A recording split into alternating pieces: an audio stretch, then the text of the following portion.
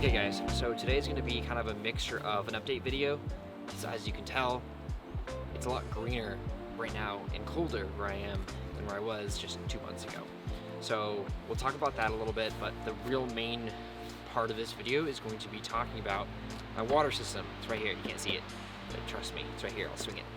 I can't do that one-handed like this, okay. But anyways, we're gonna talk about my water system, how I did it, why I did it the way I did, what would I change. There's a few things I want to kind of go over with it. So that's what this video is about. And then at the end, I'll kind of talk about an update on what the hell is going on with my life. So we'll talk about that after. All right, let's dive into it. All right, guys, so what we're going to start with is I'm kind of going to tell you what my idea was initially, what I ended up doing, and why I did it the way I did. Before you go about and you start getting your rig ready, right, you have to have an idea of what you're wanting to do and what your game plan is with the things that you decide to add.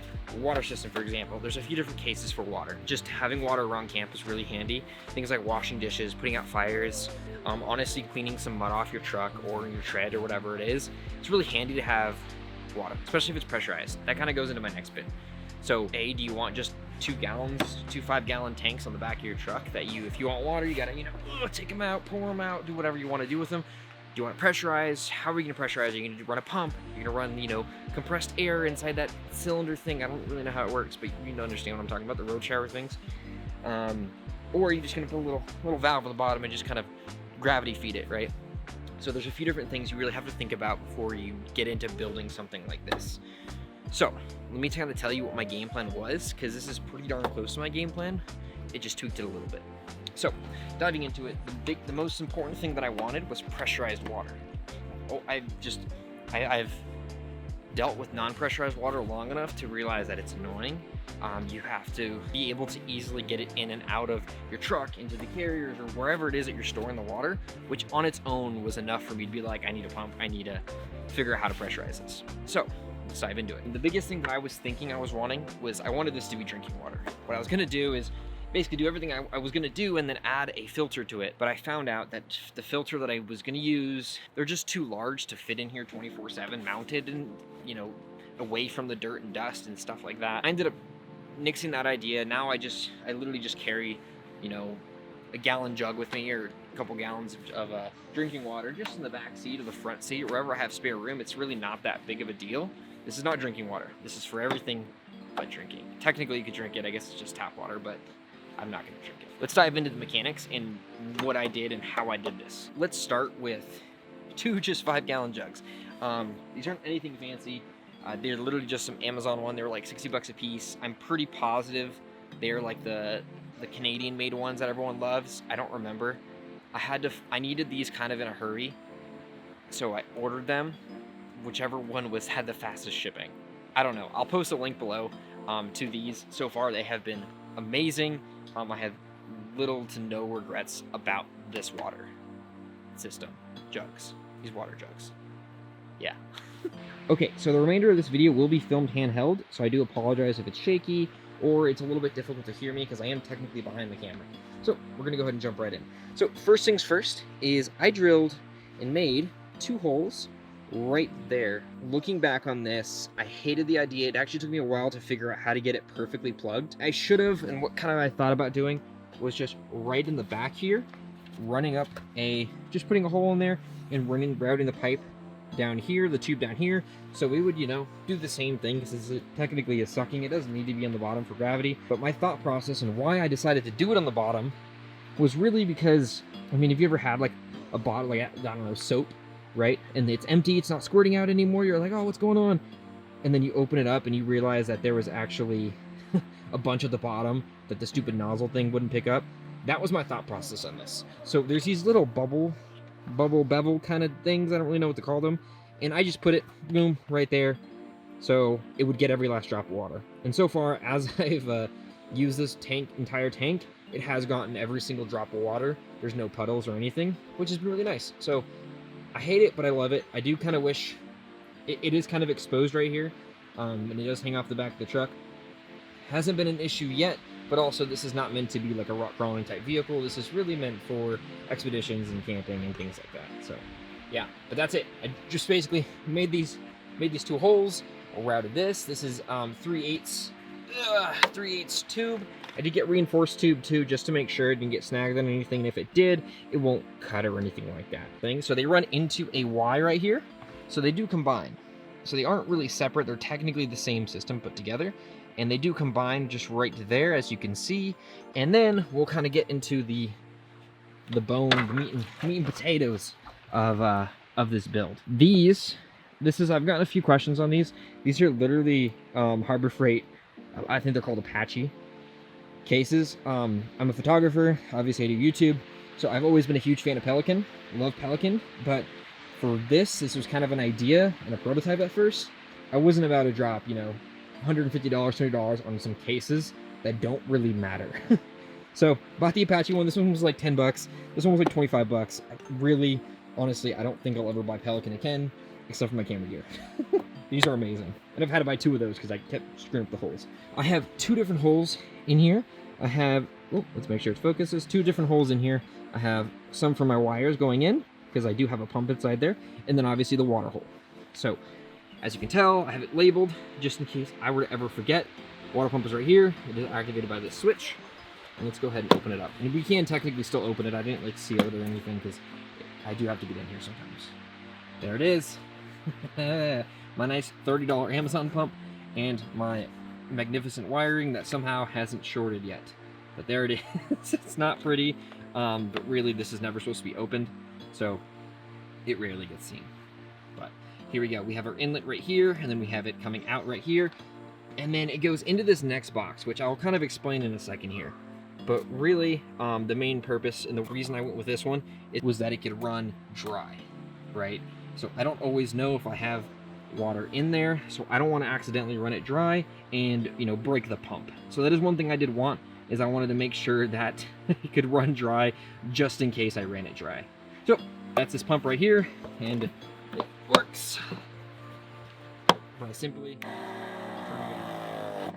So going into this one now, we do step up in size, so there is a step up here. I'll show a diagram at the end of this video going over kind of why I chose to use these fittings, and I went through a lot. I even talked to a few plumber friends, and this is kind of what we ended up at, leaving to no leaks.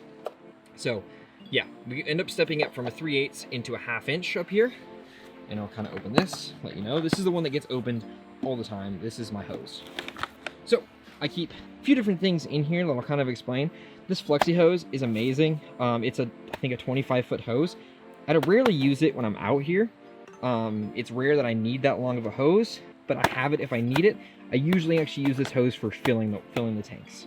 So getting into it, basically I just have this little 3-foot hose. It was leaking when I first put this in. This hose was pretty cheap, so I ended up buying a whole new assembly and kind of assembling it here. One nice thing though about this whole system, let me actually get the water out real quick, make sure I don't feel like spraying myself in the camera. So just getting all the water out. Cool. One nice thing about this system is it is all built on a quick release system. So boom. So I can plug in that 25-foot hose, no problem. So if I do need the extra length, it's, you know, takes just a few seconds to plug that in, unplug it. Okay. And then the other thing I keep in here, just because usually when I am using it, it is for things like dishes or just washing my hands. Honestly, like, it comes in handy a lot more, especially because I have a toddler. This gets used more for those kind of things. Just keep some soap in there, and honestly, the sponge, just in case I ever do need to clean anything, it's just handy. That's really the system in a whole, and it does work great. I'll link all the pieces below, but that's it. It's nothing fancy. It's super basic. It gets the job done, and this is it.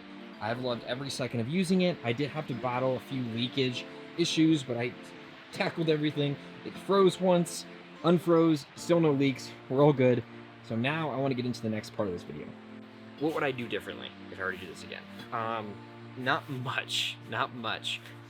One of the things, and this is kind of a question I've been asked, is why did I put water back here instead of fuel? So the simple question is, I plan on doing a long-range fuel tank. I don't like the idea of having fuel around my truck, if that makes sense, on the outside of my truck. I've seen issues, you know, expanding into heat and things like that, and I just don't want to deal with any of that, honestly. And also, as much as the whole reason in this, right, is I hate picking up the water and having it set on a table to use it, it would be the same thing if I was running separate gas containers. I don't want to deal with any of that. I'm just going to long range fuel tank. That's once I figure out the logistics of where I am and if they're legal here, because I know they're not legal in California, I will go after that venture and install one of those rather than having all these gas tanks around. So that answers that question right on. Now, the next thing that I had to deal with is I'm from Arizona, right? It doesn't really get that cold. Even if you go up north, it never gets that cold. My first worry when I was building this was, what if it gets too hot? Well, recently I just moved to Washington, and on my journey through Washington, I decided to camp at Mount Shasta. So I knew it was gonna be cold. I didn't really know how cold it was gonna be. Ended up camping, and it ended up being 19 degrees when I woke up in the morning. So it was pretty cold, and my water system, the entire system, was frozen solid. I didn't really know. Luckily, I didn't need it because literally I was so cold that I just packed everything up and just booked it. But it was, I didn't know how to deal with that, and I'm still trying to figure it out. I have seen like kind of like defrosters that you can put in water tanks. They're just little copper wires that heat up. I've been thinking about trying to find a way to route that in here and do that. I don't really know if that's the route I'm gonna go. I don't think it will get that cold here. I came a few mornings and it was frozen at the top, but it was just a clear sheet of ice. It was working just fine on top of that. But I do want to make sure, because I don't want to get my lines to get frozen too often. I know that could be the trouble. It could make them brittle. If I hit a bump while they're frozen, I don't want it to just shatter. So that is something I'm gonna have to look into. I don't really know the answer. If you guys have any ideas, please let me know. But that's probably my next modification. So now we're gonna move to the inside because I'm kind of getting cold now, and we're gonna talk about life changes and everything like that. So let me get back in here. Hey guys, so update time. 2 weeks ago, I moved to Washington State from Arizona. That's why there's been a lack of content. I was originally going to film the entire trip up and make a cool little video, you know, cinematic, make it pretty, but 98% of it was freeway driving on one of the most boring looking freeways I've ever been on. So that would have been silly. That would have been a waste of everyone's time. So I decided not to film it. I did camp at a few cool spots, but it really wasn't worth it for me to film that. So I will make some more cinematic, prettier videos in the future. But here's the thing, is I'm still getting settled. Technically right now we are staying at a family member's up until our house is ready. So it should be beginning of the new year. We should be able to move in there. Once we move in there, I'll have a lot more room to play. I'll have more room to build and do things to Bluey. I am buying a welder. I am buying all this fabrication stuff. So I'll have room. I will be doing a lot more. Trust me, it's coming.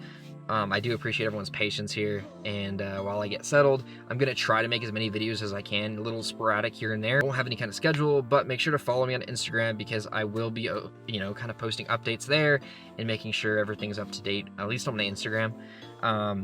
But yeah, that's kind of it, guys. That's all I have for this video. I just wanted to show off this water system finally, because when I was looking for water systems, I couldn't find anything like this. But that's it, guys. That's all I have. If you guys have any questions, drop it below. If you guys want to see more of this or want to see something else specific, if you saw something in the truck that I haven't talked about, let me know in the comments. There's more videos coming, guys. I have the bumper, I have the drawer system, the fridge, the dual battery, solar stuff. Like, I have a lot to talk about this truck that I will slowly be dishing them out as I get the opportunity. So stay tuned, guys. Make sure to like and subscribe if you like this kind of content. But I'll catch you guys in the next one. Peace out.